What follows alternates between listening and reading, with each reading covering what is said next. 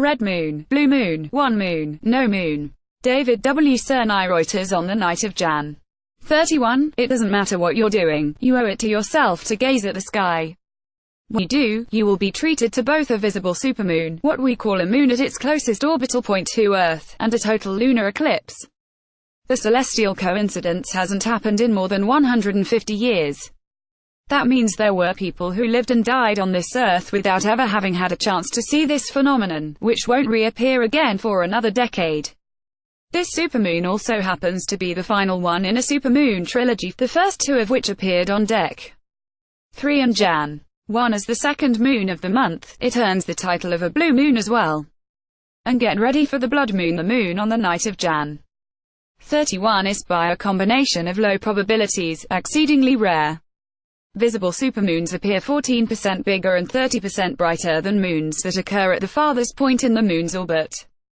During the eclipse, with totality visible from eastern Asia across the Pacific to western North America, the moon will slowly lose its brightness and take on a reddish hue because of the way the atmosphere bends the light, says NASA. As a result, totally eclipsed moons are sometimes also called blood moons. From supermoon to blood moon. Ruara Julius, Wikimedia Commons. When can I see the supermoon and total lunar eclipse? The best time to enjoy a supermoon is right after moonrise and before sunrise, when the moon is sitting on the horizon. It will appear its biggest and brightest because of a moon illusion effect that's created when you are able to compare the lunar body to other objects for scale, like buildings and foliage. Check your local moonrise time here. For the real highlight of the show, the lunar eclipse will begin at 648 MET 1148 them UTC and reach its maximum at 830 MET 130 PM UTC.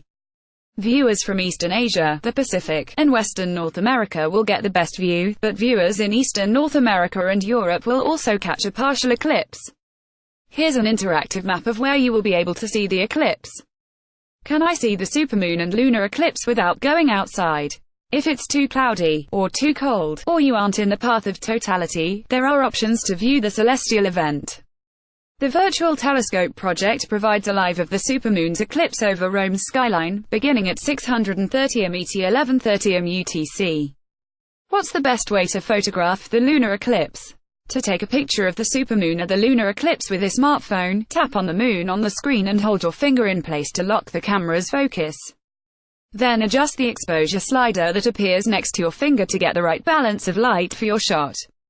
If you're using a DSLR, NASA's senior photographer Bill Ingalls recommends that you use the daylight white balance to adjust for the sunlight being reflected off the moon.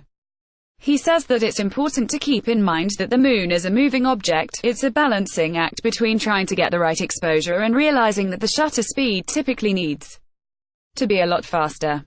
To get an original shot, Ingalls suggests taking a picture that puts the moon in context of a local landmark, something that gives your photo a sense of place.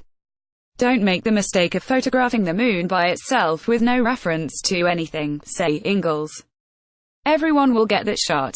Bill Ingalls Nazardo. I need special glasses to watch the supermoon and lunar eclipse.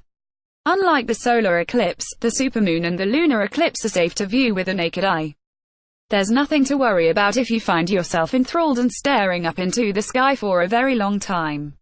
Except maybe your neck. Read next. Supermoons are nature's perfect killers.